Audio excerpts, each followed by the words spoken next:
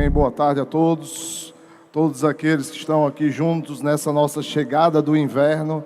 Todo mundo já prestou atenção que nós estamos chegando no inverno. Faltam exatamente o quê? 2 dias.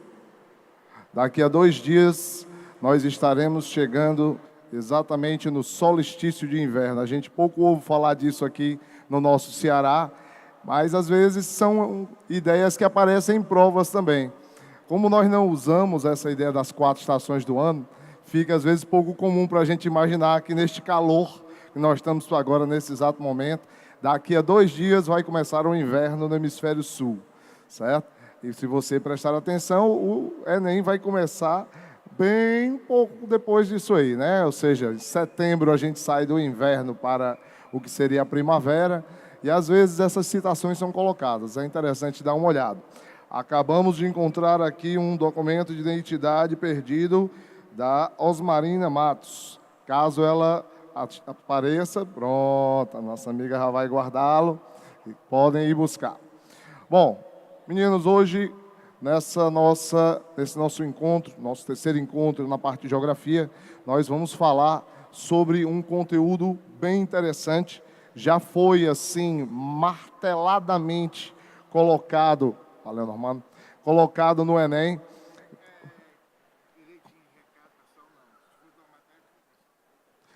E nos últimos anos, ele mantém-se, certo? Às vezes mais, às vezes menos. Fica assim, já não posso dizer que acontecia como no começo. O Enem era uma coisa mais ou menos assim.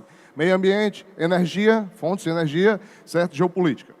Hoje a gente sabe que o Enem está cada vez mais amplo, ele está cada vez mais diversificado, certo? Essa parte de população em relação a migrações, isso tem ficado muito presente. Mas energia é algo que move o mundo, né? Se você parar para pensar, o que seria a sua vida sem energia? Eu quero deixar claro, evidentemente, que eu não vou falar sobre energia também, né? A nossa aula... ela é sobre fontes de energia, tá certo? Eu deixo a parte de energia para os meus colegas da física. Nós vamos entender aqui hoje como a energia é criada. Na realidade, de onde ela vem, certo? O Ceará é um dos estados que mais se destaca na questão da energia eólica atualmente no Brasil, certo? Nós temos um potencial gigantesco para energias como a solar. Então, você vai estar sempre ouvindo falar disso.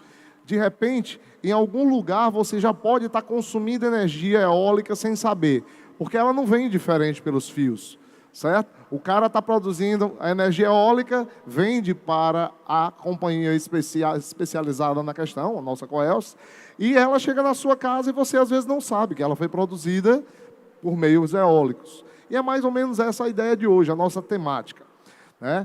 Eu vou começar citando para vocês aqui uma frase, eu citei uma no nosso outro encontro, né? E algumas dessas eu acho assim que parece que tem tudo a ver com a nossa caminhada aqui, né? Na outra frase, se não me falha a memória, foi a do Mário Sérgio Cortella, em que ele dizia que o impossível é apenas uma opinião, né? É apenas a opinião de alguém. Aqui, essa moça, essa Gail Devers, foi uma grande ginasta norte-americana, conseguiu vencer 3 vezes as Olimpíadas em períodos da década de 60, mais ou menos, o que para as mulheres já ainda era uma conquista, e ela era negra também, então uma conquista dupla num país como os Estados Unidos. E ela citava essa frase, né? Ela teve um problema de saúde muito grande, que ela teve que competir com esse problema, mas ela dizia o seguinte: toda conquista começa com a decisão de tentar. Quem está aqui hoje, nesse nosso quase início de inverno cearense, real, né? Quer dizer, não no que a gente chama de inverno, que é a nossa quadra chuvosa, num calor danado desse, está aqui sentado, vocês tiveram a decisão de tentar. Então é aí que todo mundo começa a ganhar. Então eu espero que todos daqui simplesmente consigam aquilo que vieram conquistar. Bom, vamos então dar início. A primeira ideia aqui é mostrar para você o que é fonte de energia, que é para você diferenciar de energia. Então, fica meio difícil eu fazer isso se eu não, pelo menos, falar a definição básica de energia. Quando você estuda em física energia, o professor lá fala que energia é mais ou menos a capacidade de realizar trabalho. Então, quando você joga, você utiliza energia. Quando você estuda, você utiliza energia. Quando você trabalha em qualquer área, você utiliza energia. A nossa energia é uma energia química.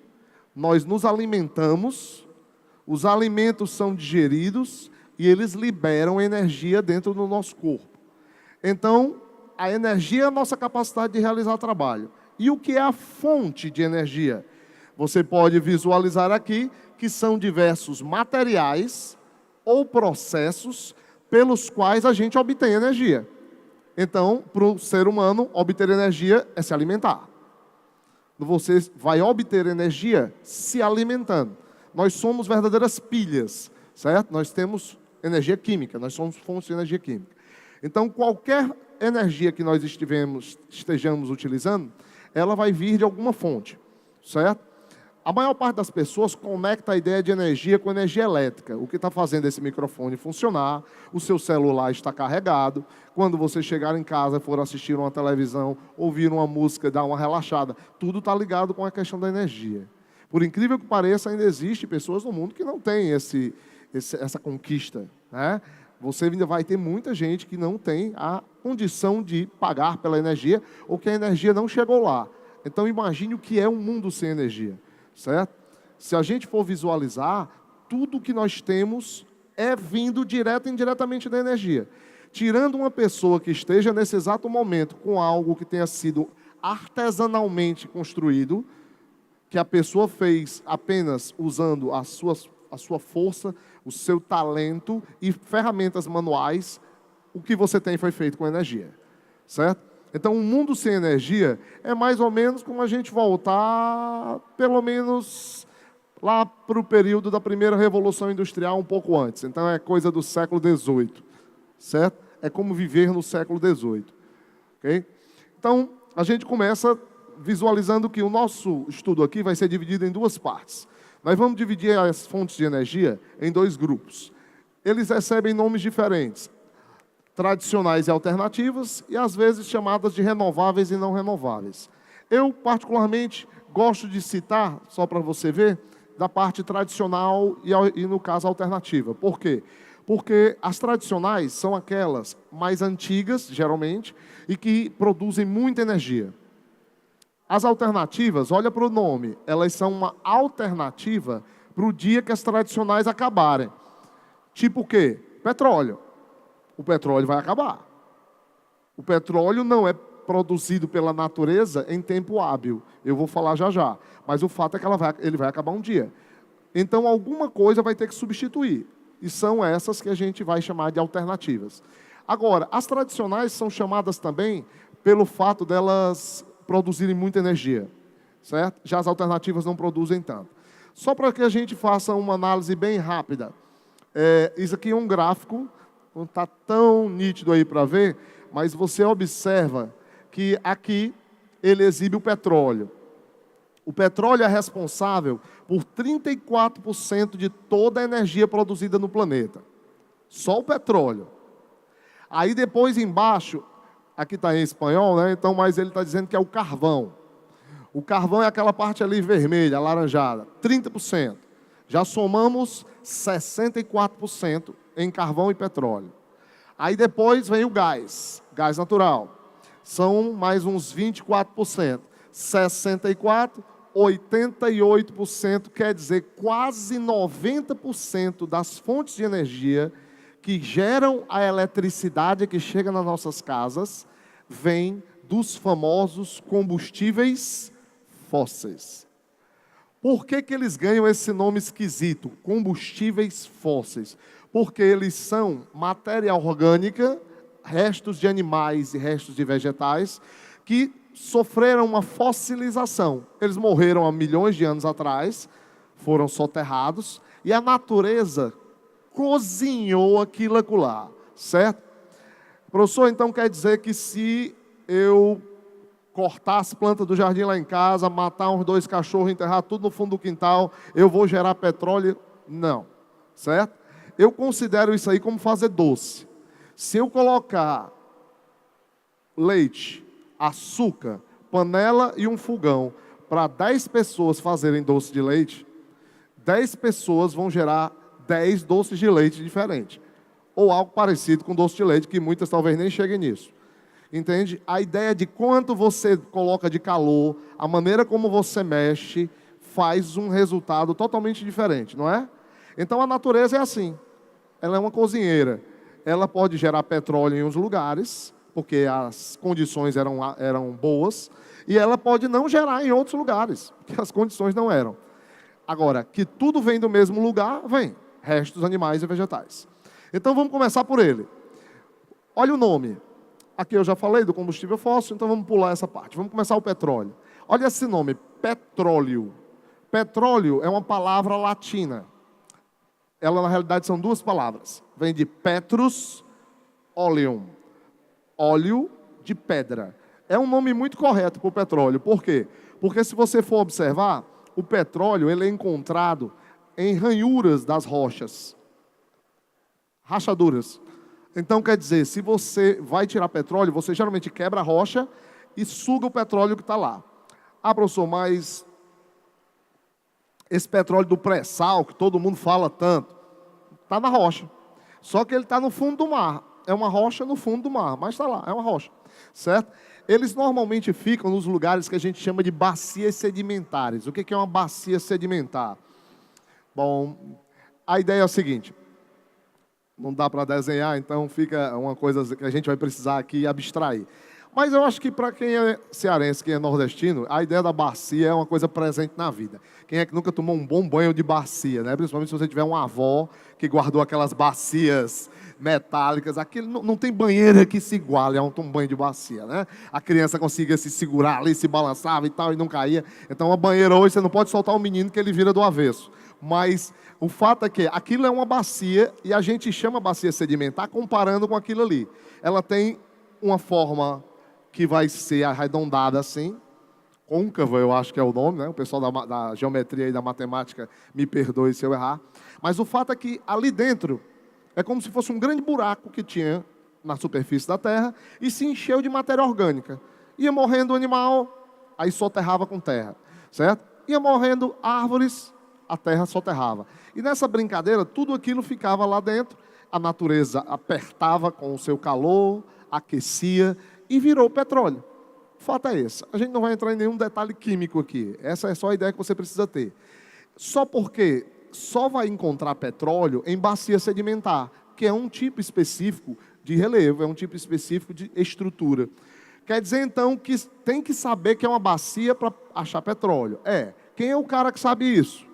Um profissional extremamente importante nessa área. Chama-se de geólogo. O geólogo é um cara que a Petrobras tem uma alta necessidade dele. Então, de repente, se você curte a ideia, geólogos não estão sobrando por aí, viu? Então, é um emprego que no período do pré-sal, meu amigo, estava bombando, porque você tem um Brasil muito rico. E é o geólogo que chega e diz, ei, aqui tem, pode, na realidade tem não, ele não é adivinho. Ele diz assim, aqui pode ter petróleo. Aí o cara pergunta, por quê? Porque isso aqui é uma bacia sedimentar. Aí diz, não, mas eu não quero procurar petróleo, eu quero procurar ouro. Ah, então não adianta cavar aqui não. Mas, cara, como é que tu sabe que não adianta? É uma bacia sedimentar. Bacia sedimentar, tu vai encontrar petróleo, carvão e gás. Pode até achar outros materiais, como xisto, que eu vou falar depois, mas ouro você não encontra aqui. E onde é que eu vou procurar ouro? Vamos procurar em um escudo cristalino, que é um outro tipo de território. O Brasil tem também. Mas, tipo, então quer dizer que no escudo cristalino eu posso achar ouro? Pode. Mas eu posso achar petróleo? Já não pode. Cada um no seu lugar. Agora, quem é que vai olhar para aquele lugar e dizer que um é um e não é o outro? É o geólogo. Então, o petróleo você vai encontrar ele exatamente nas bacias. Essas bacias, elas podem ser tanto continentais, eu diria que aqui nós estamos sem bateria. Ela morreu, meu filho. Certo? Você vai encontrar tanto em bacias, olha, passando com certo atraso é porque ela está acabando aí. Tanto em bacias sedimentares no oceano, é o pré-sal. Vendo aqui essa imagem, ela mostra para a gente as plataformas de petróleo. Elas ficam boiando, mas elas perfuram lá no fundo do mar. Isso aí é chamado de plataforma continental. Professor, mas tem um nome continental? Eu sei, eu também acho errado, mas você não pode deixar de entender isso. Quando você ouvir o cara chamando plataforma continental, é porque ele está tirando petróleo do oceano, certo?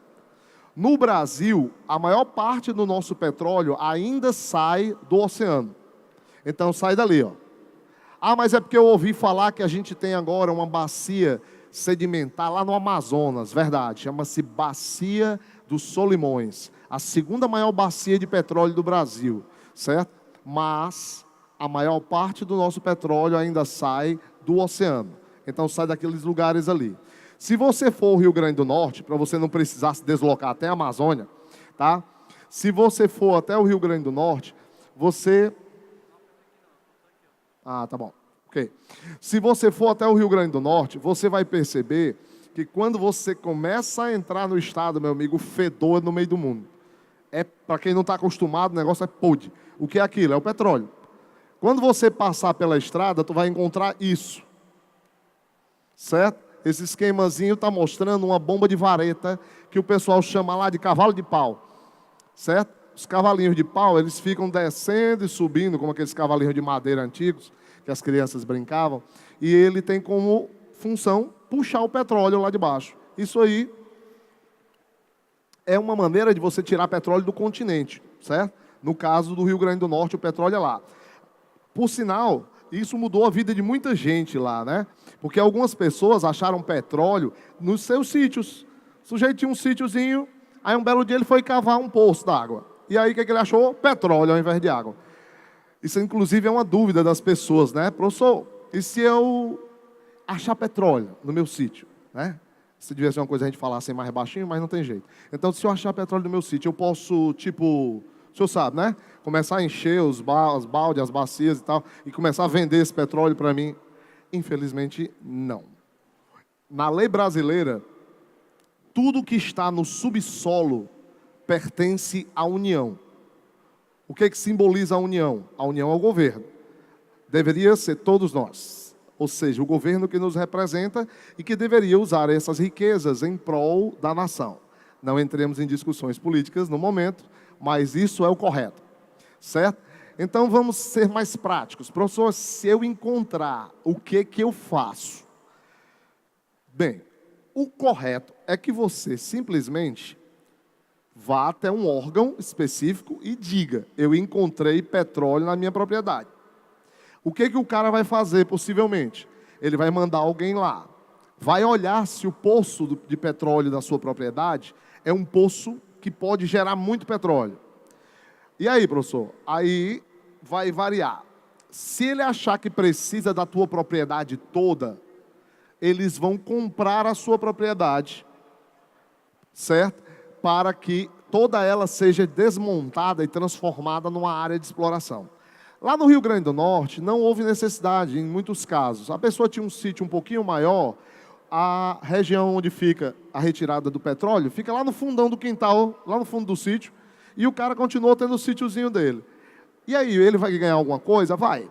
Se você fizer tudo na lei, tudo na ordem, eles vão te pagar o que nós chamamos de royalties. O que é um royalty, essa palavra esquisita? Royalty é um valor que se paga para quem é o dono da propriedade ou o dono do produto. No seu caso, você é o dono da propriedade. Então, tu vai receber uma porcentagem do valor daquele petróleo tirado. Entende? Você vai receber um dinheiro. Pode ser muito, pode ser pouco, dependendo de quanto petróleo se tira de lá. Mas a realidade é que se você esconder e começar a tirar o petróleo sozinho, como é proibido pela lei, no dia que lhe pegarem, amigo, é mais ou menos como fazer um gato, certo? Quem conhece aquele amigo, não, você conhece aquele vizinho, aquela pessoa que fez um gato e foi pegue, você já deve ter ouvido falar o que ocorre. Fazer um gato de energia elétrica é como roubar da União. Então o cara faz assim um cálculo monstruoso, tipo, desde quando a tua casa existe, mesmo que você seja o 15º morador dela, ele faz uma conta daquela época até os teus dias e cobra de você. Então, quer dizer, é ruim, é uma coisa bem ruim. Então, tem que ter esse cuidado. Mas voltando ao nosso foco, o petróleo é tirado dessas duas maneiras, do continente e do oceano, tá certo? Se eu tiro muito petróleo, por onde eu levo? Esse petróleo tem que chegar nas usinas termoelétricas, ele tem que ir para as áreas onde ele vai ser refinado e transformado em gasolina para os automóveis, óleo diesel para os ônibus. Como é que ele chega nos lugares? Porque, vamos dizer, até uns anos atrás o Brasil não tinha petróleo, ou pelo menos a gente não sabia que tinha.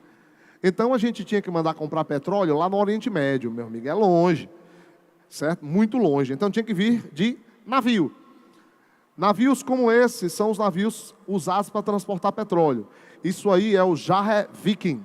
O Jarre Viking é o maior navio petroleiro do mundo na atualidade.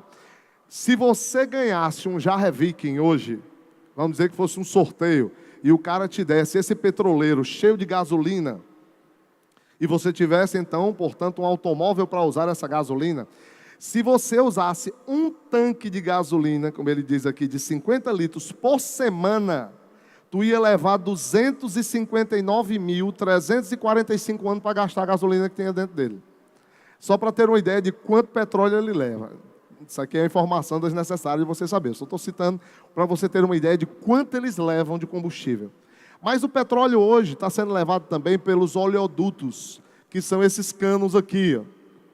Certo? Você vira e mexe, ouve falar de confusões da Rússia, na Ucrânia, por conta dos gasodutos. É a mesma coisa. Gasoduto e oleoduto são canos que você joga o petróleo e o gás por dentro deles para levar a grandes distâncias. Isso tudo demonstra uma coisa: a energia é fundamental. E as fontes de energia precisam chegar. O ser humano constrói de tudo para o petróleo chegar no lugar certo, para o gás chegar no lugar certo, na hora certa. Se faltar, é um grande prejuízo. Certo? Então esse é o grande foco. Então quer dizer que o petróleo é tudo de bom? Bem, ele realmente é muito bom. Aqui você vê alguns produtores, certo? Dá para ver alguns dos grandes produtores, e aqui o número de barris que eles produzem por dia. Realmente é algo fora de série, certo? Isso aqui, no caso, você está vendo aí, todos em milhões de barris ao dia. Mas o petróleo não serve só para combustível. Ele é um achado, realmente, do ser humano. Se você for observar, ele é capaz de fornecer gasolina e diesel, claro, mas também plásticos, lubrificantes, borracha sintética, 1001 coisas que muitas vezes a gente nem sabe. O petróleo está nos remédios, está nos cosméticos que se usa, certo? Então, por exemplo, em relação a cosméticos, batons, certo? Esmaltes de unha, isso tudo tem petróleo. Muitas dessas camisas que vocês usam, que tem a parte de plástico nela, é petróleo. Okay? Vocês já ouviram falar de umas camisas que o pessoal diz que você não deve se aproximar do fogo com ela, porque tem risco delas pegarem fogo? É porque aquilo tem muito petróleo, certo? É diferente do algodão. O algodão não pega fogo na camisa, pelo menos, com tanta facilidade quanto essas. Tudo isso você vai ter vindo do petróleo. Então, quer dizer que é uma coisa muito boa. Ele é muito bom, mas tem alguns pontos ruins. Eu diria que o primeiro ponto ruim é que ele é finito. Olha aqui, isso está mostrando os lugares e quantos anos de petróleo tem nesses lugares, certo? Então, por exemplo, o Brasil está no lugar, tudo bem que isso aqui é antigo, então não pegou pré-sal. Antes o Brasil estava entre 10 a 20 anos para acabar o petróleo. Hoje a gente deu uma subida com o pré-sal. O mundo, nessa época aí, estava cogitando que em 42 anos o petróleo acabava. Mas lugares como, por exemplo, o Irã, né, está mostrando ali, ele ainda tinha 86 anos de petróleo, no mínimo, certo? E quais são os pontos positivos e pontos negativos da gente usar? Bom, vamos começar com os positivos, né, para a gente finalizar logo a ideia. Tem um número relativo de reservas, ainda tem uma quantidade até bastante considerável no caso de petróleo. Excelente queima. Por que o petróleo substituiu o carvão mineral há anos atrás? Porque você queimar a mesma quantidade de petróleo e a mesma quantidade de carvão mineral, o calor produzido pelo petróleo é maior. Se eu gero mais calor, eu gero mais energia, certo? Esse é o grande foco. Mantém uma boa relação de custo-benefício. O petróleo teve uma queda de preço. Ele já chegou a $120 o barril. E ele também agora já chegou a queda de 40, quase 30. Mesmo que hoje ele esteja aí, eu não olhei quando antes de vir para cá, eu sempre olho, mas me esqueci. Mesmo que hoje ele esteja a uns $60, vamos colocar assim, ainda é um bom custo-benefício.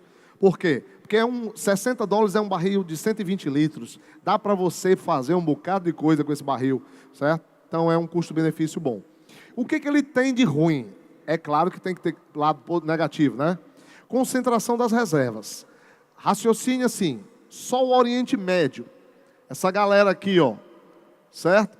Esse pessoal aqui, eles têm 60% do petróleo do mundo, 60%. Se acontecer alguma coisa no Oriente Médio, a gente vai ter que se virar com apenas 40% do petróleo. Não dá. O mundo vai parar, porque o petróleo não vai ser suficiente.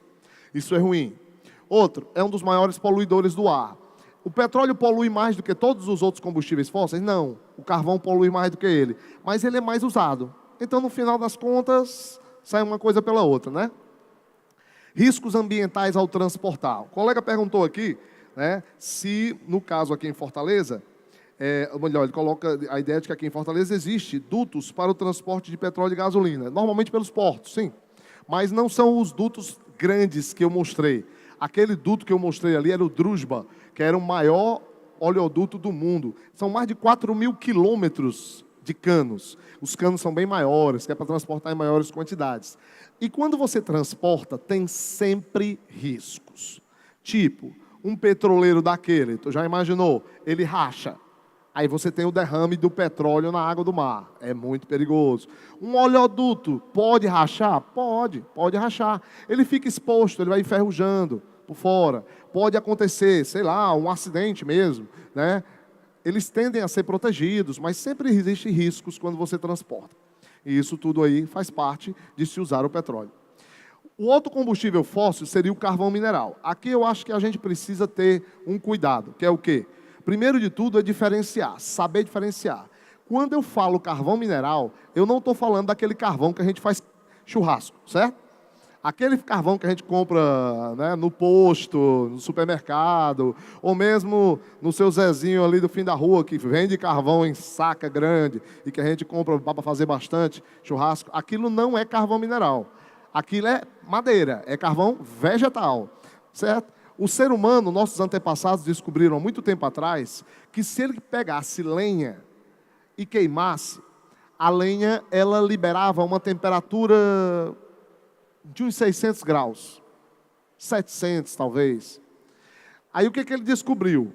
Que se ele queimasse a lenha dentro de uma área mais ou menos fechada, todo mundo já deve ter visto andando aí uma carvoaria, principalmente quando você vai para o interior. Então eles parecem uns fornos, né? Aí eles fecham com tijolo, deixa só uma aberturinha. Aí ele joga a lenha lá dentro. Aí ele taca fogo. Professor, por que não queima tudo de uma vez? Porque entra pouco oxigênio. Como entra pouco oxigênio, a lenha vai queimando devagar. Aí aquela queima expulsa a água que está na madeira e concentra o carbono. Na hora que concentra o carvão vegetal, quando você queimar ele agora em forma de carvão, primeiro, ele não libera mais tanta fumaça. Então, para o churrasco, é mais legal. Certo? Segundo, gera mais calor. Gera até 1.800 graus de calor, dependendo da quantidade que você tiver. Significa que com esse calor do carvão, nós podemos dar um pulo na tecnologia. A gente começou a derreter metal. Com a lenha, a gente não conseguia derreter metal. Mas com o carvão a gente consegue. Agora, se o carvão vegetal já atinge esses 1.000, dependendo de como ele fica em 1.800. Mas vamos botar uma média de uns 1.400. Esse aqui vai muito além. Porque isso aí não é lenha. Isso aí é uma rocha. E é uma rocha que é feita através de lenha, mas de árvores que morreram há milhões de anos. Então ela está concentrando o carbono há milhões de anos. A condição de queima desse carvão mineral é gigante. Então, quer dizer, ele vai produzir muito mais calor. Ele vai poder passar, ele é achado aonde? No mesmo lugar que você acha petróleo, né? Bacia sedimentar. Registra a ideia aí. Petróleo, gás, carvão mineral e xisto betuminoso, que eu falarei, tudo no mesmo lugar, bacia sedimentar. Tudo bem que encontrar carvão no mar é um negócio meio complicado, né? Porque ele vem de árvore, então você não encontra ele no mar. Mas as bacias são as mesmas. Ele passa por na realidade, 4 estágios. A turfa, que a gente não tem aqui no Brasil, você vai encontrar lá pela Europa, isso aí. Parece sabe aquele tapete de grama que você bota em estádio? Pronto, você compra os pedaços de tapetão assim de grama. A turfa parece aquilo ali. Tu aperta, ela é meio esponjosa. Aí se você deixar secar, ela pode ser queimada como lenha. Mas não gera muito calor. Já o lignito é um meio termo. Esses 2 últimos são os que valem a pena saber. O nível hulha é o que nós temos aqui no Brasil, no sul. Não é o melhor, mas também não é o pior. Certo? É o meio termo. E o melhor carvão é aquele ali, chama-se antracito. É o que o pessoal tem lá na China, Estados Unidos, no Reino Unido, onde ele é mais antigo.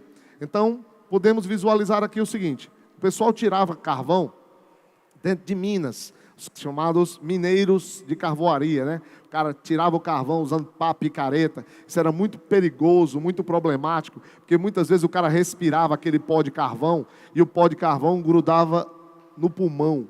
E isso gerava uma doença que, com o tempo, o pulmão dele não se deslocava mais, abrindo e fechando para respirar. E o cara ia morrendo de uma longa e prolongada asma, vamos dizer assim, só que muito maior. Ele não conseguia mais respirar, né? Então, com o tempo, isso aí parou de ser feito. As pessoas passaram a tirar carvão hoje mais com máquinas como essas, escavadeiras bem grandes. Agora, alguns grandes produtores, né, ó, você vai notar que aqui a China é gigante, a Rússia também. Já o Brasil nem aparece. Não é o nosso forte, carvão. Carvão mineral, aqui no Brasil, a gente tem aonde? Especificamente aqui. Por sinal, é muito engraçado. Isso já caiu várias vezes em prova de vestibular.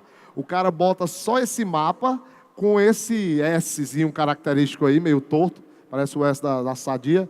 Né? E pergunta, que tipo de riqueza mineral está aí? É uma questão dada, meu amigo, de graça, para quem sabe. Certo? Entretanto, quem nunca viu falar disso vai olhar e fica confuso. O pessoal vai pensar em outras coisas, mas não pensa no carvão. Só tem carvão no Brasil, basicamente aí. Vai ter um pinguinho em São Paulo, tá vendo? Mas Santa Catarina e Rio Grande do Sul são os grandes produtores.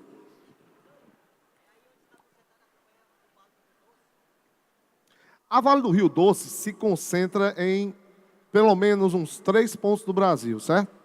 Tu vai ter ela onde tem mineral. Então você tem Minas. Minas é a área de nascimento da Vale do Rio Doce. Você vai ter a Vale do Rio Doce no norte, lá em Carajás. Não tem carvão lá, mas tem todo o resto.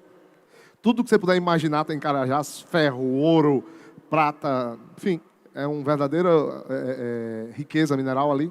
E você tem ela aqui minerando também, certo? Embora não seja aqui, o carvão daqui do Brasil vai para onde? Vai para siderúrgicas, certo? Principalmente vai para as termoelétricas. No sul do Brasil, tem cidades que a galera fabrica energia elétrica com carvão mineral. Então, eles aquecem e produzem energia, certo? Quais são os prós e contras dele? Esse aqui tem uns contras bem violentos, então é importante conhecer, certo? Do petróleo, você já viu que tinha alguns problemas, o carvão, de certa forma, é pior ainda. Que tipo? Ele é abundante primeiro, vamos ver os prós, né? É abundante em grande número de países, eu mostrei. Tem bastante ainda. Olha, só para raciocinar, pensa assim, o Reino Unido fez a Revolução Industrial em 1750, tá? Que foi que ele usou como combustível? Carvão. Então esse povo está usando carvão, no mínimo, de forma em larga escala, desde 1750. Quer dizer, e ainda tem carvão. E eles ainda estão entre os maiores produtores de carvão. Tem uma facilidade de armazenamento. Armazenar petróleo é problemático. Petróleo é perigoso. Ele libera gases, ele incendeia pelos gases, ele pode explodir. Carvão é uma rocha. Você joga ali e acabou. Você está lá no quieto no canto. Para pegar fogo tem exército, certo? Não é uma coisa simples, não. Então, é fácil. Agora, quais são os contras? É o maior poluidor dos combustíveis fósseis. Por que o maior? O petróleo, no caso, ele seria algo que você, quando queima, ele libera gases. O carvão libera gases e cinzas. Então, é uma poluição dupla, certo? É 2 vezes pior. Tanto que na China, meu amigo, na China eles usam tanto carvão que você tem cidade lá que quando chega a hora do pique da indústria, que é coisa de 5 horas da tarde, Cidades como Xangai, o pessoal mostra na televisão que você está daqui até mais ou menos a segunda fileira, você não enxerga ninguém, de tanta cinza e fuligem no ar. O pessoal anda tudo de máscara nas cidades industriais, entendeu? Aí olha, veja aí, uma poluição realmente acima do normal. Causa erosão e acidificação de áreas exploradas, quer dizer, essas cinzas elas caem nas lagoas e aumentam a acidez da água, aí mata tudo que tem lá dentro. Então, quer dizer, é bastante danoso. O colega perguntou aqui ainda sobre o petróleo, se o petróleo realmente acabar, o que poderia ser utilizado em seu lugar na questão do plástico? Bom, hoje eu diria que nós temos uma quantidade de plástico já no planeta simplesmente gigante. Eu considero o plástico a maior criação do petróleo, tanto para o lado positivo quanto para o negativo. Para pensar, imagine a sua vida sem plástico. Uma moça da revista Super Interessante, ela fez um desafio, ela aceitou viver uma semana sem plástico. A pobre da mulher ficou doida, meu amigo, certo? Ela não podia nem sentar, pessoal, porque nenhum de vocês estaria sentado, porque todas essas cadeiras são de plástico. Óculos, as armações, certo? Houve período em que nós tínhamos até dinheiro de plástico aqui no Brasil.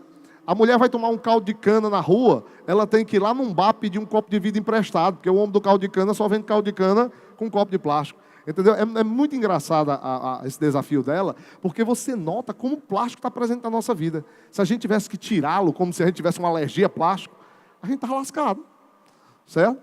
Mas o fato é que, o que iria substituir? Dá para se fazer plástico hoje, já de materiais, em boa parte, recicláveis e também agora biodegradáveis. Então nós estamos caminhando para fazer plástico de quê? De milho.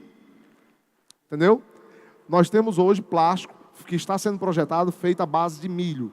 Tem um cara lá nos Estados Unidos, um sujeito numa universidade ali no centro dos Estados Unidos, que eu esqueço o nome, ele diz que o desafio da vida dele é que ele quer criar tudo que se tira do petróleo do milho. E ele já fez uma quantidade absurda de coisas. E uma das maiores conquistas dele é o plástico feito de milho. Falta se ver se ele vai ter as mesmas propriedades. Mas essa é a ideia. Ok? Então, isso aí seria o carvão. E o terceiro combustível fóssil, dos três, o menos poluente, pelo amor de Deus, vamos ter cuidado, ele é o menos poluente. Não se deixe enganar com a ideia de que o gás natural não polui. Eu já estive presente em uma venda de automóveis em que o cara disse a seguinte ideia para um cliente. Olha, o senhor leva esse carro aqui, na época tinha acabado de sair um Siena Tetra Fuel, que ele usava 4 combustíveis. E o bicho tinha gás, porque ele era assim, era gás natural, gasolina brasileira, gasolina da Argentina, ou ele chamava gasolina do Mercosul, e o álcool, o etanol, né? Só para quem não entendeu a ideia, é porque a nossa gasolina, ela é misturada com etanol já, né? Os nossos carros são todos flex por natureza já, certo? Porque nós temos mais de 20% da gasolina, está chegando em 30% já, que é etanol. Se você botar essa gasolina num carro lá da Argentina, ele vai enguiar igual, entendeu? Por quê? Porque lá ele usa gasolina 100%. Então esse carro aguentava as duas e tal, mas o legal foi o cara fazendo a propaganda do gás natural. Porque ele chegou para o sujeito e disse, o senhor pode comprar, que não polui. Aí é demais, certo? Vamos entender o seguinte, houve queima, polui. Os níveis são diferentes, né? Os níveis são diferentes. Dizem que a queima do hidrogênio não libera poluição. Mas aí a queima do etanol libera, pouquinho, bem pouquinho. Mas a do gás natural, sabe por que o pessoal diz que a queima do etanol não polui nada? Nada, zero. É por um motivo muito simples. Eu planto cana-de-açúcar, que produz etanol. Então, na hora que a cana-de-açúcar for transformada em etanol e estiver no combustível dos automóveis rodando aqui no Brasil, o CO2 liberado vai ser sugado por mais cana-de-açúcar que eu plantar. Então, o que tem é uma anulação. Produz etanol, libera o CO2, a cana-de-açúcar suga. Não fica no ar, ela suga. Aí vira etanol de novo, polui de novo, vai para o ar de novo, a cana-de-açúcar suga. Quem é que suga o gás natural? Não tem, porque o gás natural é um combustível fóssil. Foi criado há muito tempo. Então, assim, ele polui menos, mas ele polui, certo? Não deixe isso de lado. Às vezes ele é encontrado com petróleo, às vezes não. Às vezes você encontra ele no mesmo poço. Ele é usado em termoelétrica, em automóveis, em indústrias químicas. Aqui no Ceará, no Brasil, mas especificamente aqui no Nordeste, o Ceará é um exemplo bem típico, nós ainda não recebemos o gás da maneira dos países desenvolvidos. O gás vem como água, ele vem pelos canos, né? Aí tu tem um registro, do jeito que a gente tem um registro da água, da eletricidade, lá eles têm um registro de gás. E ainda tem um extra. Lá, em países frios, os caras usam o gás para se aquecer. Então, é um aquecedor, tá entendendo? Se falta gás num país como a Romênia, na Ucrânia, a Rússia, meu amigo, aí é pior do que faltar somente gás de cozinha, porque falta o gás para você se esquentar no inverno. Então, para eles, o gás tem uma importância ainda maior, mas portanto, algo muito útil. É bem versátil, com certeza. Mexer com esse gás é um problema, porque ele precisa de navios muito específicos. Olha como é esquisito o navio que leva o gás. Isso aqui é o que a gente chama de gás natural liquefeito. Para o gás entrar naquele navio ali, naquelas abóbadas que você está vendo, tu tem que deixar o gás transformado em líquido. E para fazer o gás chegar no estado líquido, tu tem que baixar a temperatura a menos 163 graus, certo? 163 graus negativos. Aí ele deixa de ser gás e vira líquido. Aí você enche essas abóbadas. Ele ficou lá dentro, ele já volta para ser gás novamente. É uma coisa trabalhosa, perigosa, certo? Inclusive, esses navios saem muito mais caros do que um petroleiro comum. Pode notar que até o lugar para guardar o gás tem que ser diferente. Vê só, olha ali, ó. Certo? Porque você não pode... Lá em Mossoró, o povo guarda petróleo aberto. Certo? Eles têm uns cilindrozões, mas é aberto, a céu aberto. Até por quê? Porque libera muito gás. Eles têm medo de deixar o petróleo fechado e o gás começar a pressionar e romper. Mas com gás você não pode fazer isso. Então o gás natural tem todos os seus poréns. Certo? Sim, da siderúrgica. Fica aí para poder manter. Tá? Aqui é o nosso bom e velho GLP. O gás liquefeito de petróleo. Tem muita gente que pensa que o nosso gás de cozinha é o gás natural, tá, pessoal? Mas não é. Esse gás liquefeito que nós temos de petróleo é petróleo destilado. O gás natural, ele é encontrado separado do petróleo. Ele não é a mesma coisa, certo? Esse gás aqui, ele tem uma mistura dentro dele, como o pessoal deve saber. Quem não sabe, é uma coisa legal, né? São algumas medidas de segurança. O pessoal dos bombeiros, vira e mexe, eles dão uns cursos explicando a você que esse gás de cozinha, que é o butano, existe o butano e o propano, ele não tem cheiro. Ele não tem cheiro. Se põe enxofre dentro dele para a gente sentir aquele fedorzinho do gás quando ele está vazando. Porque se a gente não sentisse, ele ia vazar e a gente não ia notar. Além dele ser inflamável, ele causa outra coisa. Ele é um gás asfixiante. Ah, professor, então eu vou morrer envenenado? Não. Você vai morrer sem ar, é diferente.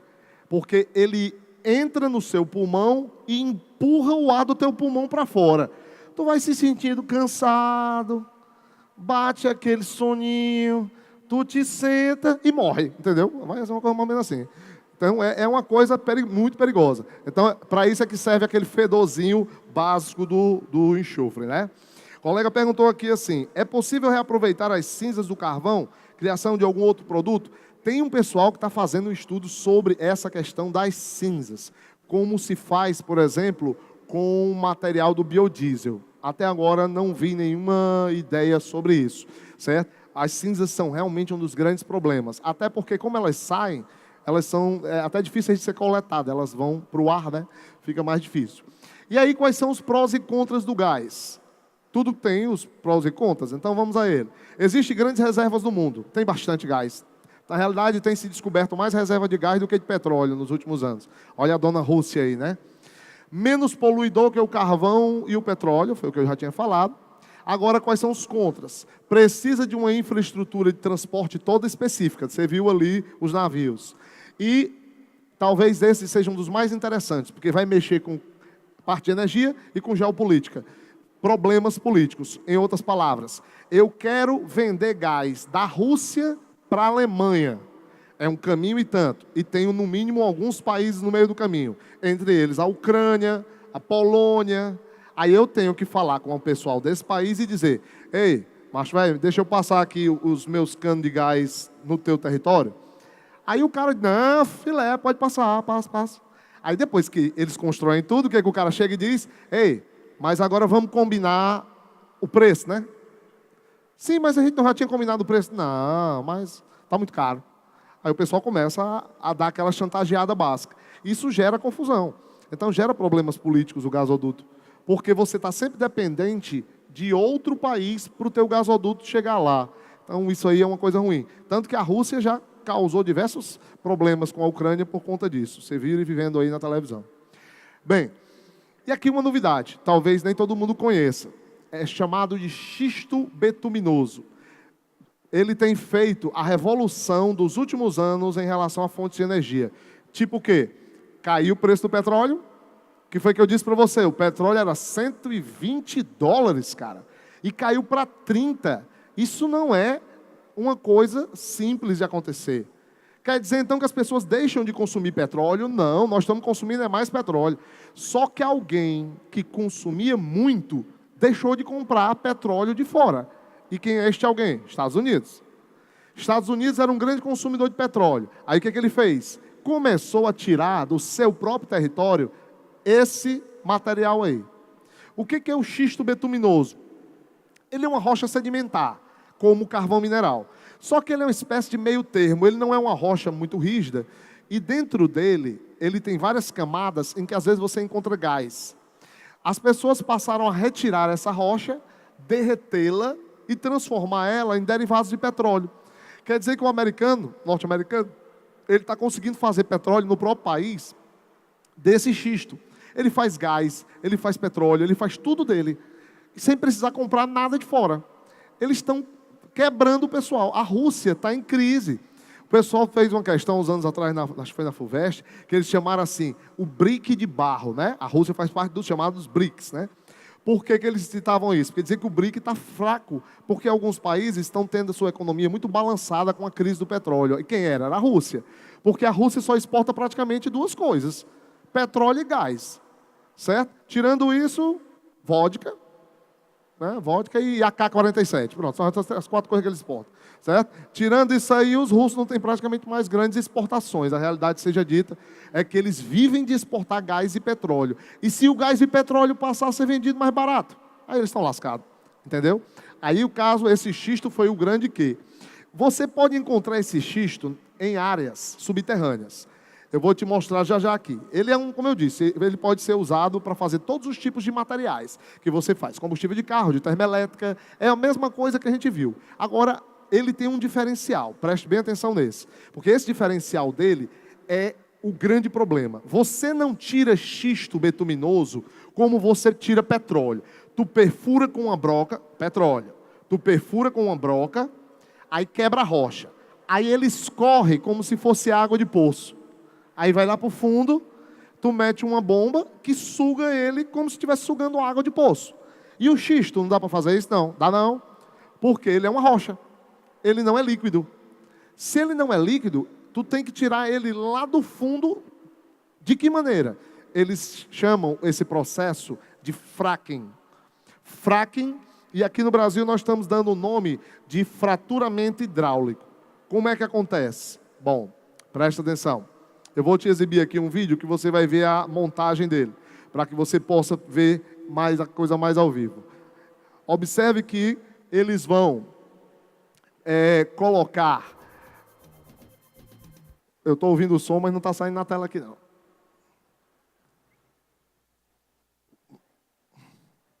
Oh, beleza. Presta atenção à maneira e depois eu vou te mostrar um resultado muito negativo do que acontece nele. O xisto é a rocha sedimentar mais comum do planeta. Alguns xistos contêm metano retido em suas rachaduras. As reservas mundiais exploráveis de gás de xisto representam mais de 206 trilhões de metros cúbicos, um pouco mais que reservas de gás convencional. Quase a metade está na Ásia e na América do Norte. Diferente das reservas convencionais, esta rocha é ao mesmo tempo fonte e reservatório. Por isso é impossível bombear como nos poços de gás natural. As quantidades de gás de xisto por metro cúbico de rocha são muito pequenas e sua extração é tecnicamente complexa. A única técnica utilizada é a fraturação hidráulica. Com um guindaste, é perfurada a primeira camada de profundidade para atingir a camada de xisto. Primeira A perfuração. perfuração continua na horizontal, muitas vezes por vários quilômetros. Em seguida, enormes quantidades de água são injetadas. Elas quebram os xistos, liberando o gás. Esta tecnologia necessita não só de milhões de litros de água, mas a adição de vários produtos químicos. Metade desta água é recuperada, a outra metade pode alcançar os lençóis freáticos e corre o risco de poluir a água potável. Outra fonte de poluição são os inevitáveis vazamentos de gás durante a extração. O metano contribui muito para o efeito estufa. Outra preocupação é o papel dos poços na origem de microterremotos. Por tudo isso, a exploração do gás de xisto é polêmica. Desenvolvida nos Estados Unidos e Canadá, a prospecção se estende pela China, Austrália e Europa. O Brasil tem um enorme depósito de xisto. Como você viu, basicamente é o seguinte: o cara perfura, primeiro na vertical e depois na horizontal. Aí ele joga água, como se você empurrasse água com pressão, se a gente tivesse com uma seringa de injeção, certo? Aí a água é jogada lá embaixo e ela quebra a rocha. Depois ele suga a rocha toda fraturada, como se fossem elas esmigalhadas, né? Pedaços de rocha. O problema é que na hora que ocorre esse fracking, essa quebra, a rocha tem gás dentro dela. Aí libera esse gás. E esse gás chega na superfície. Esse gás é o metano, que é um gás poluente, causador do efeito estufa, e também ele pega fogo. Então, quando você vê esse gás sendo levado para a superfície, ele pode poluir de cara os aquíferos. Onde é que está o nosso xisto? Fica na bacia do Paraná. Fica naquela área ali, pegando São Paulo, Paraná, áreas ali também no Mato Grosso. Em outras palavras, o que está lá de baixo, além do xisto? O aquífero Guarani. O segundo maior aquífero do mundo, certo? Água potável, de excelente qualidade, e que se fizer quebra de xisto para puxar aquele material, o gás vai poluir a água e causar problemas, como esse aqui que você vê. Vamos ver nesse outro vídeo aí para você ter uma ideia. Isso é lá nos Estados Unidos. O gás, na hora que quebra o xisto, ele entra inclusive pelas torneiras. Você vai notar que a mulher vai abrir a torneira da cozinha da casa dela. E ela coloca um palito de fósforo e o gás começa a pegar fogo saindo da água. Certo? Isso está sendo uma coisa lá que os caras estão fazendo um movimento imenso contra. Presta atenção. Você vê, inclusive, em rios, o cara chega com um palito de fósforo e pega fogo. Não, aí foi o mesmo vídeo. Vê se está diferente. Qualquer coisa, sai da aula e vê o vídeo, se não tiver, de repente pode estar com o hiperlink errado. Ó. Diferente das reservas convencionais, não, é o esta próximo, rocha é na ao mesmo ordem. tempo fonte e reservatório. Por isso é impossível bombear como nos poços de gás natural. As quantidades de gás... Vamos ver se deu certo. Isso. Bota na ordem dos vídeos, ele tem geralmente um outro título. Gás de xisto, queimando, né? Em cozinha, uma coisa do gênero. Está na ordem, ele tem 1, 2, 3, acho que esse era o quarto vídeo. Seria logo depois desse outro. I can often hold a Pronto, standard esse kitchen mesmo. match to my water, and like I said, Vamos mostrar aí só um pedacinho dela fazendo exatamente a citação. Então, quer dizer, isso aí está sendo um risco, porque já imaginou você abrir... Como lá nos Estados Unidos é comum eles usarem aquecedores e trituradores nas pias. Né? Então, quer dizer, a água é aquecida com gás. E na it hora is que você liga... unpredictable, but Olha ela the ligando. methane randomly travels with the water, and sometimes it will light quite Não é sempre, spectacularly. né? Mas é principalmente depois que eles fazem a retirada do xisto. Ó.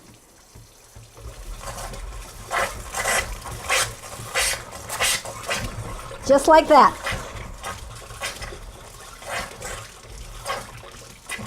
Entendeu? Quer dizer, a água da casa da pessoa está saindo misturada com metano. Como se saísse o gás dentro da água propriamente dito, né? Ó. Show. Só essa parte mesmo. Só para a gente ter uma ideia. Então, assim, isso é um dos grandes riscos Quer dizer, se passar muito gás, a pessoa pode ter um incêndio dentro de casa sem saber realmente o que estava acontecendo, né? Olha só, o colega perguntou aqui se o botijão de gás de cozinha ele é perigoso estando, no caso, vazio. Sim, porque ele tem pressão, né? Ainda sobra uma grande pressão dentro dele. A retirada daquela pressão tem que ser feita com um certo cuidado, tá? Isso vale colocar. A cor dos materiais, como petróleo e outros, tem muito a ver com questões da constituição dele. Ou seja, uma matéria orgânica ela tende a ficar escura, certo? Então fica muito desse ponto. Agora, a ideia do pó do desodorante, se ele fica em estado líquido, eu vou ser bem sincero que isso aí eu não sei. Mas o fato é que quando você coloca aquele desodorante em pó que a gente está usando agora, que é o seco, né?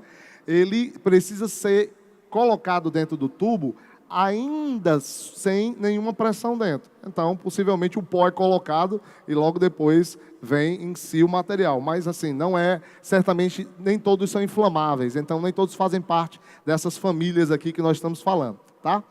Mas vamos lá. A ideia aqui, o xisto está sendo muito utilizado e talvez venha a ser aí uma revolução aqui no Brasil.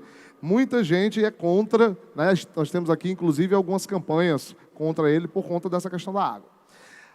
Finalizando a ideia aqui dos combustíveis fósseis e das termoelétricas, eu quero só te mostrar uma coisa. Até agora eu falei que petróleo gera eletricidade, que gás natural gera eletricidade, que carvão gera eletricidade e que xisto gera eletricidade.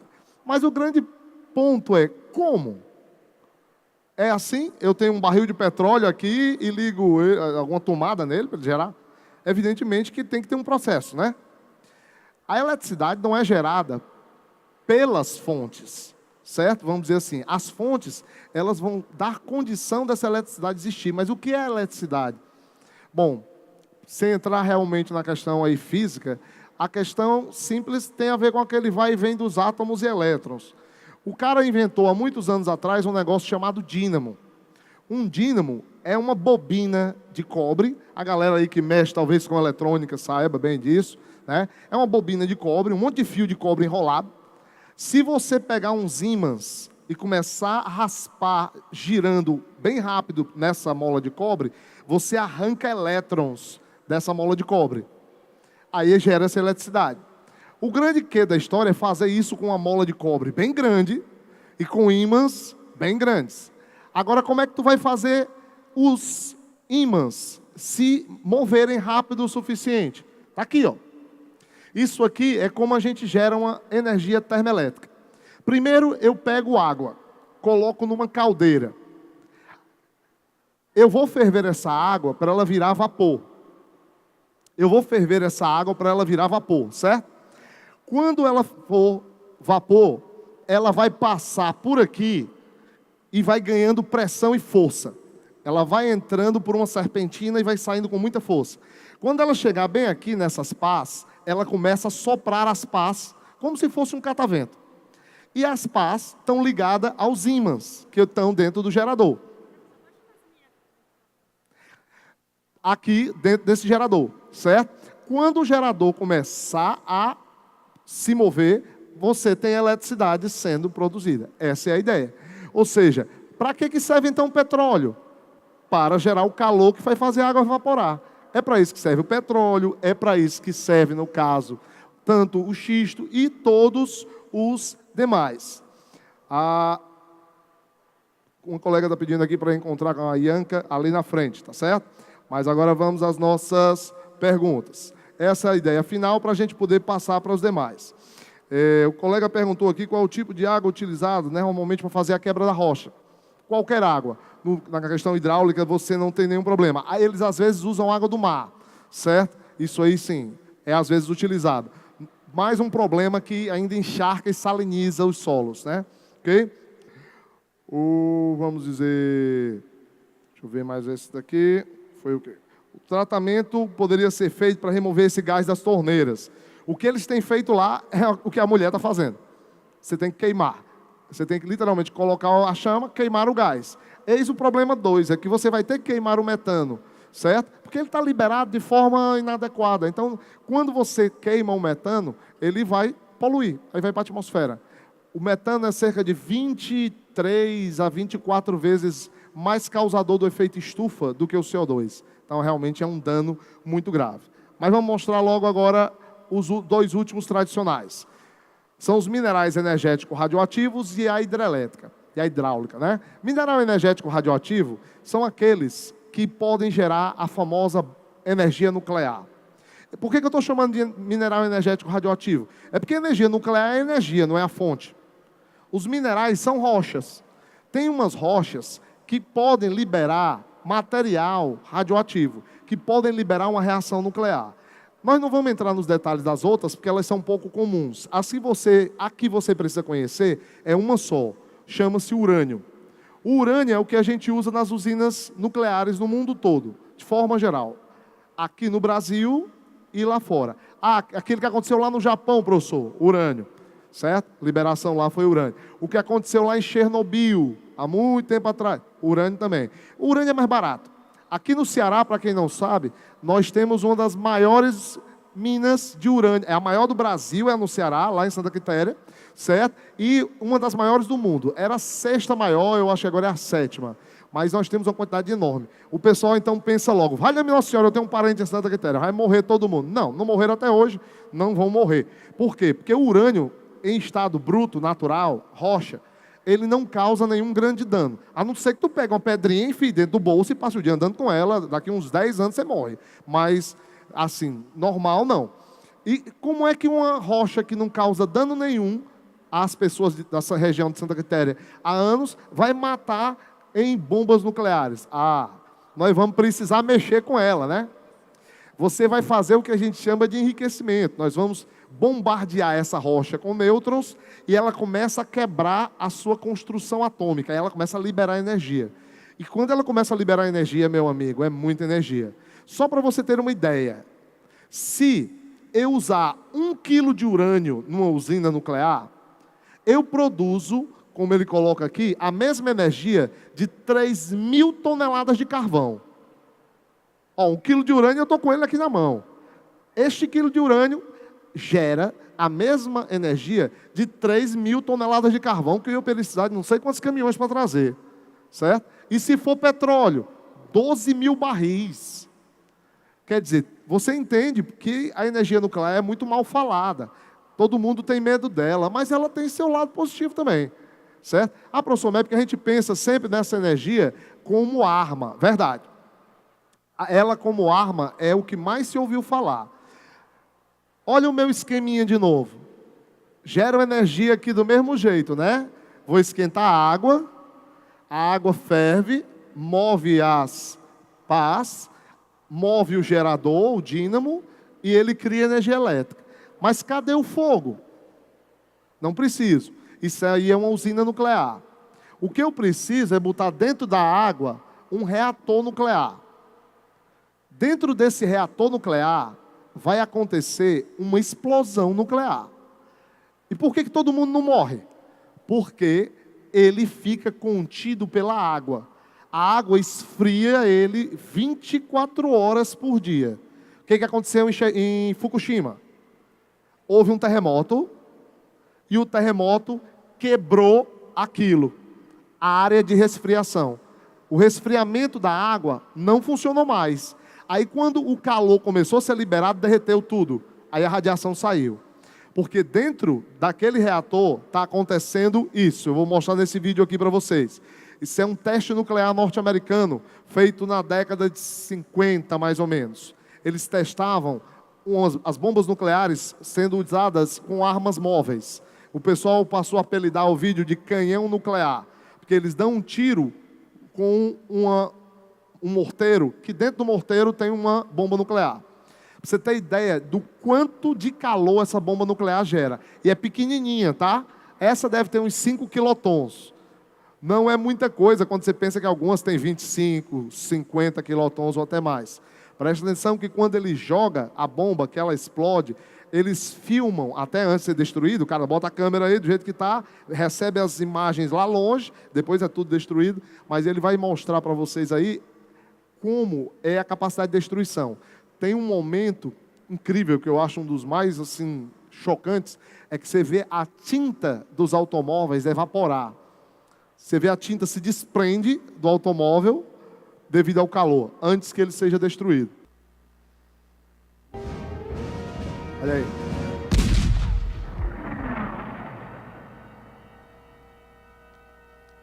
Estão colorizados, né? Porque são de época esse filme. Ó, agora presta atenção nos efeitos. A bomba aconteceu lá. Ó o que eu falei da tinta. Eles vão exibir, ó. Tá vendo? Você vê que é uma coisa rápida, a ponto de a tinta evapora, porque é o calor chegando, e só depois vem o impacto, ó. Depois a onda de choque chega. Ela vem de uma vez, ó. Toda a água do solo evapora. Por isso que fica essa nuvem, né? Vamos dizer, parece um pequeno nevoeiro.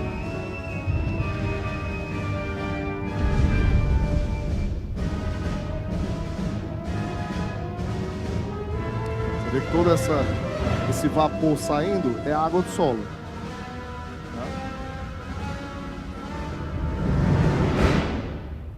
Essa área em que a bomba explode, todo o solo, o que é areia, né? A areia é feita de grãos de sílica, que é praticamente o mesmo material do vidro. Então tudo vira um vidro esverdeado, certo? Porque ela consegue derreter a areia e transformá-la no vidro devido à altíssima temperatura. Dá o que aí? Show.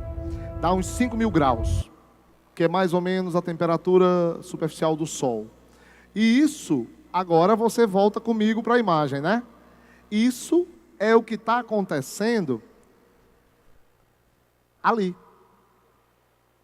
Só que está preso. Entendeu? Enquanto ele está gerando essa reação, tem calor, evapora a água e produz energia elétrica. É por isso que, querendo ou não, essa energia termonuclear, ela se tornou uma fonte de energia realmente bem utilizada. Certo? Quais são os prós e contras? Os prós é que urânio, meu amigo, tem muito no mundo. Ainda tem bastante, as reservas são imensas. Certo? Não emite poluentes. Aí fica uma coisa interessante, que as pessoas chegam para mim e dizem assim, mas professor, peraí, não emite poluente? Eu vi nos Simpsons, cultura Simpson, né? Eu vi nos Simpsons que o Homer trabalha numa usina nuclear. E lá é o tempo todo saindo fumaça. Verdade, sai fumaça mesmo daquela usina. Que fumaça é aquela? Água. É a água que sai daquele reator. É a água evaporando, entendeu? Aquilo ali é água. A poluição mesmo, gases, não sai não. Porque se sair, meu amigo, está todo mundo lascado. Porque vai ser gás tóxico, vai ser gás radioativo, entendeu? Então não tem poluição emitindo. O que você vai ter é outra coisa, que é aquele lá de baixo, ó, lixo radioativo. Aí é uma outra ideia, eu já falo dele. O avanço tecnológico tornou as usinas mais seguras. Vamos ser realistas. É igual aquele pessoal que tem muito medo de voar, né? De tomar um avião. Raciocínio. Quantos aviões caem por ano e quantas pessoas são atropeladas ou quantos acidentes de carro e de moto acontecem por ano? A gente tem muito medo de avião, mas o avião, em relação ao carro e à moto, ele acontece em menor quantidade ínfima. É parecido. Quantas usinas nucleares tiveram problemas desde que elas existem? Certo? A gente vai colocar para valer Chernobyl e agora Fukushima. Os outros foram acidentes pequenos e controlados. E depois de lá, e convenhamos que Fukushima não foi realmente um acidente típico. Por quê? Porque foi um terremoto. Então, assim, quem é que vai impedir o terremoto? Ninguém. Então, elas são mais seguras. Isso aí é uma questão já correta.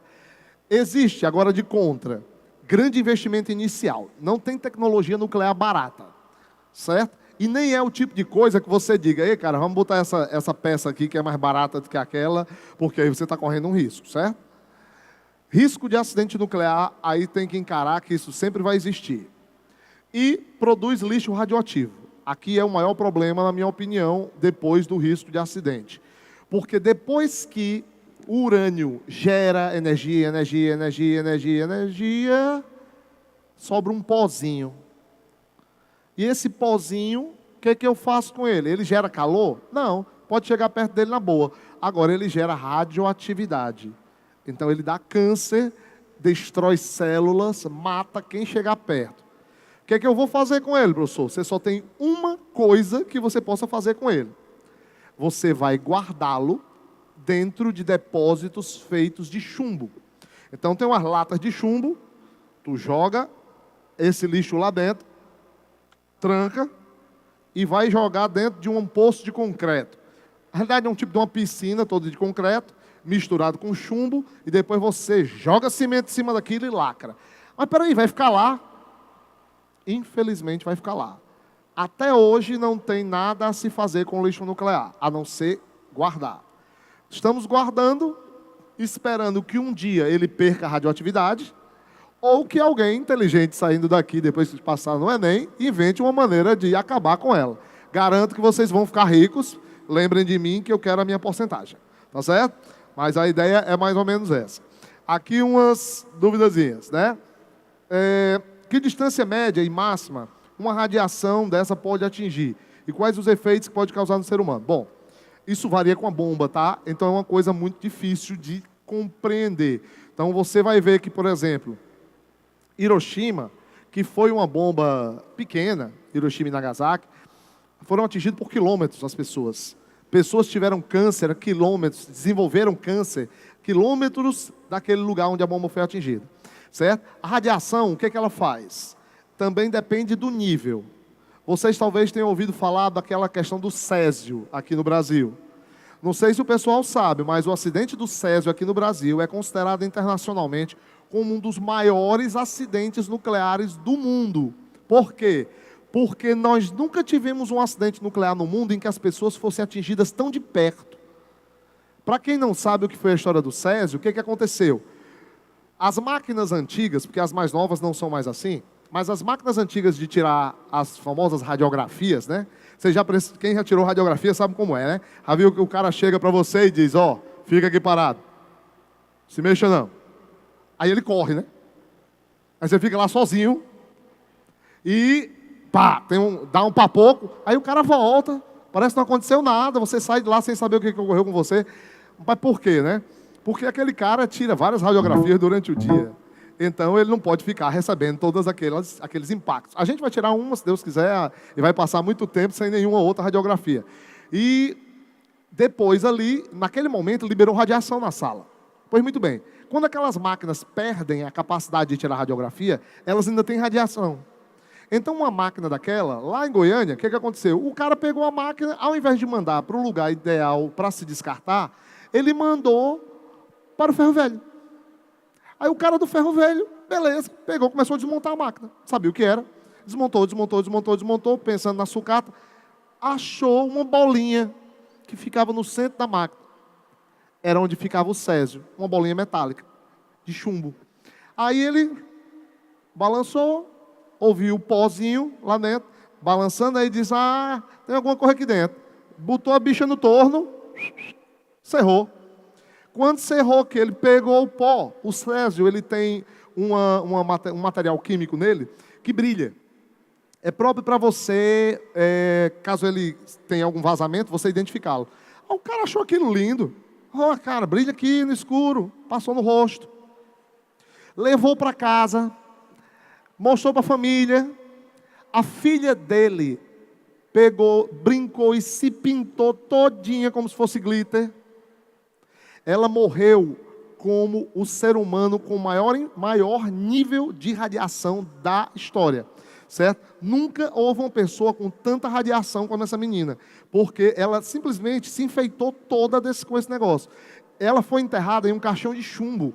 Ela não pôde ser enterrada em caixões normais, porque o corpo dela emitia radiação, certo? Então, a radiação realmente causa esse dano, e é muito, muito perigoso. Algo assim que a gente tem que ter muito cuidado. Mas assim, tirando isso, esses riscos, se eles forem bem controlados, é uma fonte de energia que não se pode negar. Ela produz bastante, certo? Rapidinho para a gente continuar, senão fica pergunta demais. Bora nós. Radiação pode causar alguma mutação genética? Sim. Infelizmente, a gente não vai virar mutante tipo X-Men, mas elas não são tão legais, né? Pessoas em Chernobyl têm várias mutações genéticas. Pessoas que nascem com muitos dedos, já houve bebês de 2 cabeças, e coisas assim bem mais terríveis e bem menos legais do que o X-Men. O que acontece se eu jogar o urânio no mar? Se for urânio em rocha, praticamente nada. Agora, do jeito que eu te mostrei uma explosão nuclear aqui, tem uma explosão nuclear que os caras fizeram no mar. Então, evidentemente, radiação para todo lado. Áreas vão ficar mortas por anos. E o mar vai dispersando a radiação. Como ele é grande, vai ter menos em alguns lugares e mais em outros, mas vai acontecer. Certo? No caso, qual das fontes de energia, segundo ele pede aqui a minha opinião, deveria ser mais utilizada, por quê? Bom, vamos ver uma coisa simples, é que todas essas fontes vão ter algum impacto. De todas, as hidrelétricas são as mais interessantes. Embora elas também tenham um impacto, elas liberam bem menos poluição, como eu vou mostrar agora, e produzem muita energia. As demais fontes, elas vão ser minimizadas, né? Então, as hidrelétricas são realmente as melhores. Eólica e as solares estão se mostrando bastante interessantes. Diria que são algumas das quais a gente pode confiar. Mais uma antes que eu conclua lá.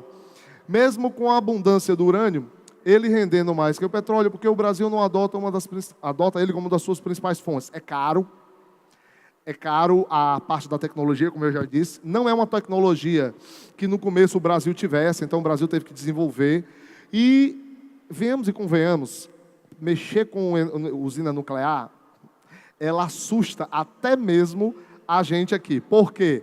Porque, cara, não é uma coisa que você possa terceirizar, não é uma coisa com a qual você possa não se preocupar. Você tem que colocar a usina e cuidar dela. Angra 3 está em construção até hoje. Sinceramente, se eu entrasse como presidente da República hoje, eu mandava derrubar todinha e fazer uma nova. Por quê? Quem é que vai confiar numa construção velha? Não é verdade? Aí imaginou, tu começa a construir uma casa hoje, mas tu só vai retomar ela dos alicerces daqui a 50 anos. Quem é que vai confiar num alicerce desse? De repente não presta, né? E uma casa, você ainda tem o risco de ouvir um crack e tu sai correndo. E uma usina nuclear. Né? Então é bem complicado. Tá bom? Então realmente vale isso. E o último dos tradicionais seria a energia hidráulica.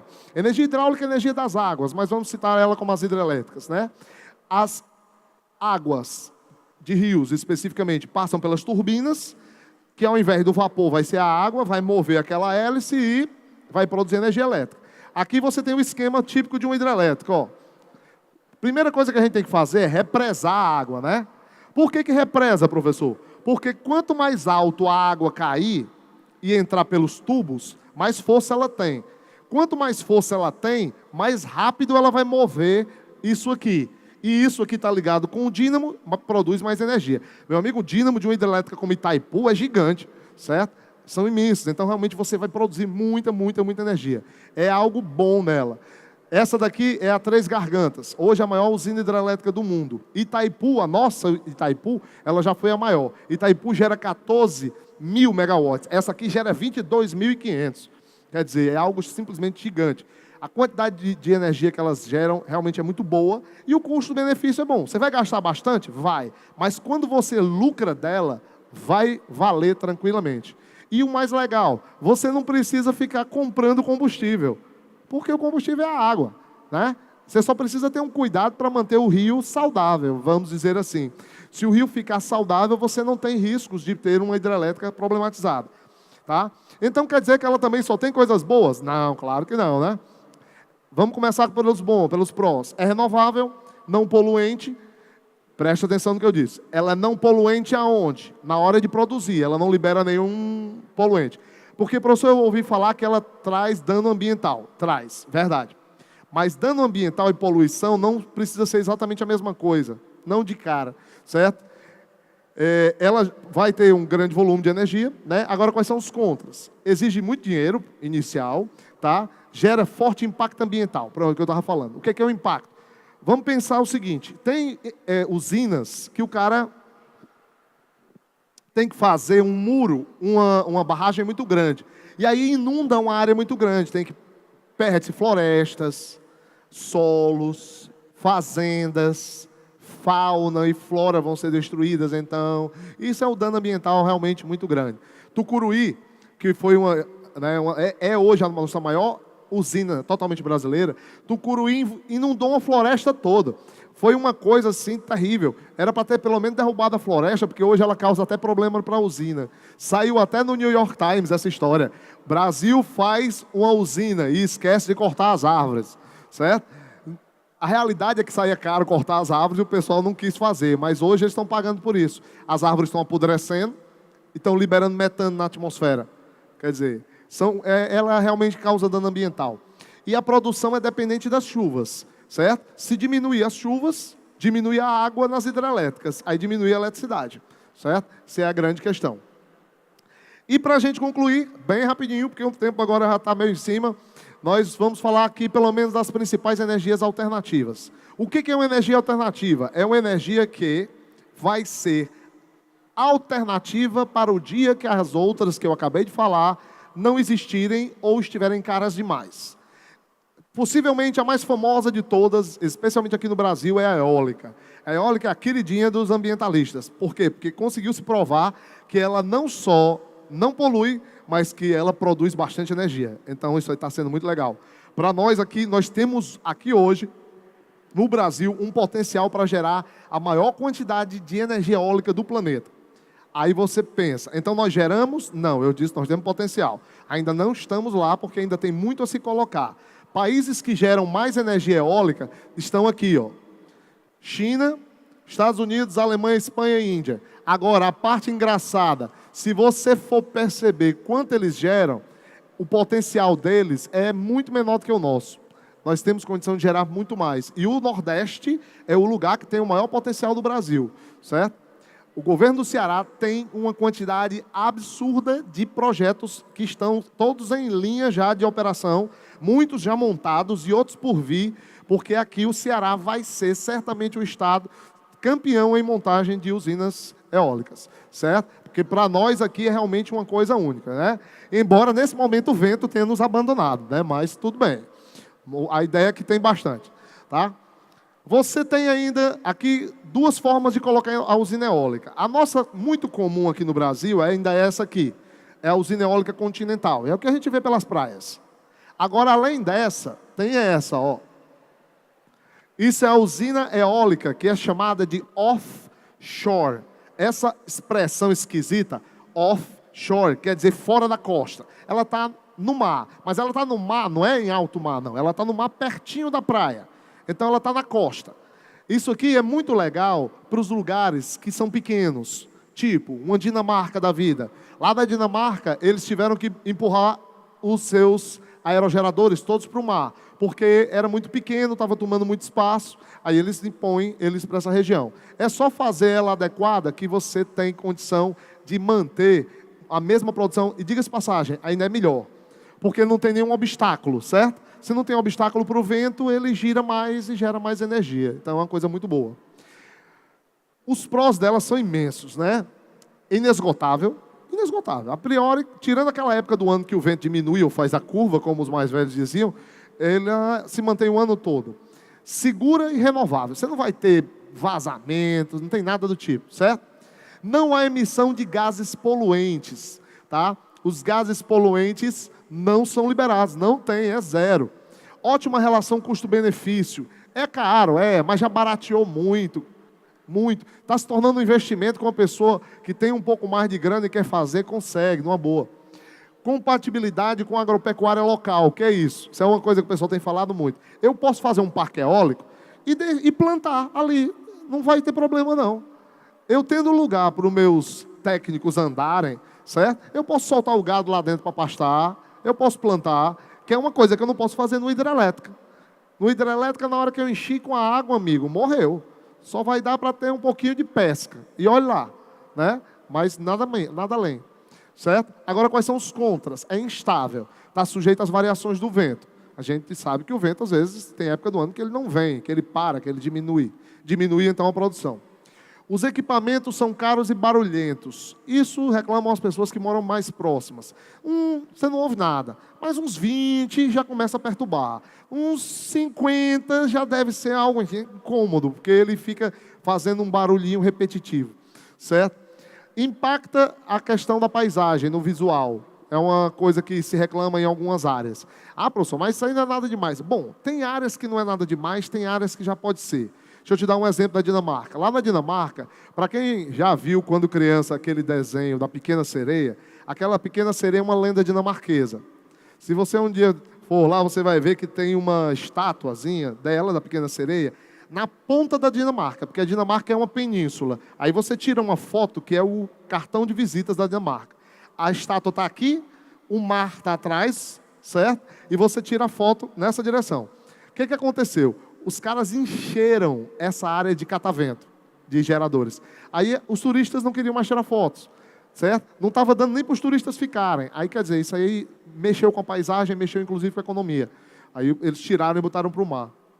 E tem um impacto sobre as aves locais.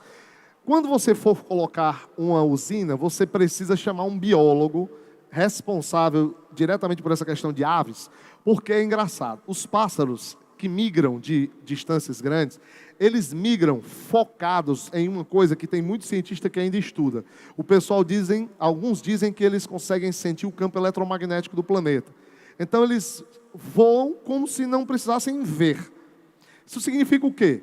Que todo dia aqueles pássaros voam naquela direção, ou toda época do ano, para ser mais exato. Aí eu boto um catavento agora, um aerogerador no meio do caminho. Aí você pensa, o pássaro não é abestado, ele se desvia não. Ele se taca por cima do aerogerador, é pedaço de pássaro para todo lado, e isso gera impacto ambiental, dano, riscos. Então você tem que realmente fazer um estudo adequado. Então, se houver o estudo, você não tem o impacto, certo? Então é uma coisa aí que vale citar. Deixa eu falar da solar, aí eu respondo mais algumas aqui. A solar está meio que conectada com a questão da energia, especialmente eólica. Ela é hoje, talvez, uma das energias também de grandes promessas. Grandes promessas, mas infelizmente a solar ainda não gera muita energia. Ela é uma fonte de energia que você pode aproveitar de duas maneiras. Existe a solar fotovoltaica, que gera eletricidade, e existe a solar fototérmica, que só faz aquecimento. Deixa eu ser mais claro, eu vou te mostrar as imagens que fica melhor. Isso aqui é um satélite. Aquelas placas que tu está vendo ali, elas são placas de energia solar fotovoltaica. Ela está lá esse satélite está no espaço, significa que ele recebe os raios solares, absorve e transforma em eletricidade para o satélite. Lá. Então isso aí é uma energia fotovoltaica. Ele puxa a energia do sol e transforma em energia solar, em energia elétrica. Agora, isso aqui também, né, no caso, para transformar em energia elétrica, mas esse aqui, que você às vezes vê nas casas, isso aí não vai fazer energia elétrica não, viu? Aqui no Ceará a gente não tem exatamente uma necessidade de usar isso aí, que o pessoal chama de coletor solar. O que é isso? É um aquecedor de água. Se você é uma pessoa friorenta, mesmo a nível cearense, então você chegou numa época do ano, dá aquele ventinho e você se treme todinho quando chega perto d'água, então você possivelmente é daquelas pessoas que gostam de tomar banho quente. Então se você tiver isso aí, tem um lado legal. Por quê? Porque a tua água passa por aqui, certo? Ela passa por aqui, que está cheio são vários canos de água, e ela vai passar aqui por dentro. Aqui tem uma placa preta, porque o preto suga mais o calor, certo? Devido a ele não rebater nenhuma das cores do sol. Ele suga o calor, aí ele esquenta a água que está dentro dos canos, vai para dentro desse depósito, e quando você ligar o chuveiro, a água cai quentinha. Aí você pensa, isso serve para quê aqui, professor? Assim, não, para nós, pouco, como eu já disse. Tirando aquele pessoal que realmente gosta muito de tomar banho de água quente. Mas se você parar para pensar no sul do Brasil, meu amigo, no sul do Brasil, nessa época do ano, tu tem que esquentar a água até da torneira de lavar louça. Entendeu? Então, olha o gasto de energia que você vai ter se você esquentar a água da tua casa todinha com eletricidade.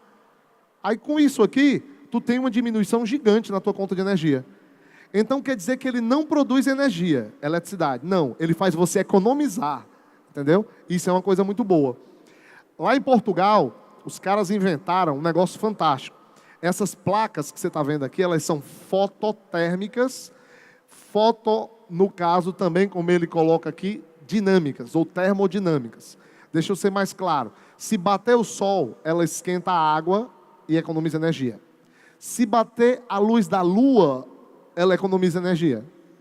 Se o vento bater na placa, a pancada que bate na placa faz ele gerar energia também, certo? E eles estão tendo lá, os caras que inventaram isso, os portugueses estão tendo economia de 80% na conta de luz. 80%. Imagina a ideia. Você pagava R$100, agora tu paga 20. Certo? Então as placas estão fazendo um efeito e tanto. Nem todo canto tem ainda, né? Claro, e não está diretamente ligado à colocação. Agora, assim, as pessoas ficam muito na dúvida. Mas, professor, se eu quisesse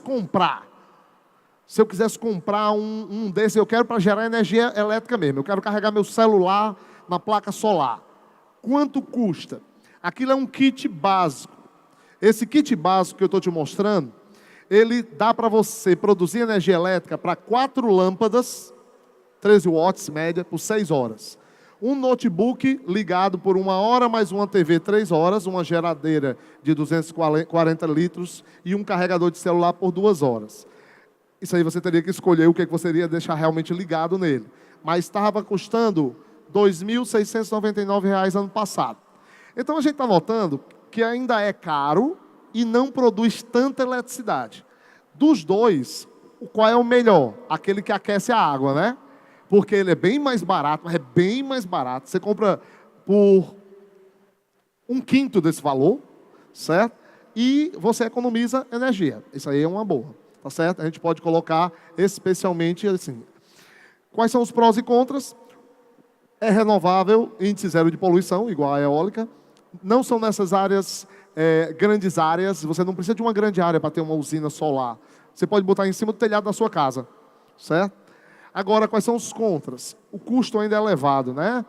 Dessa tecnologia. E para você armazenar, você tem que lembrar de uma coisa muito básica. De noite não tem sol, então não dá para gerar energia de noite.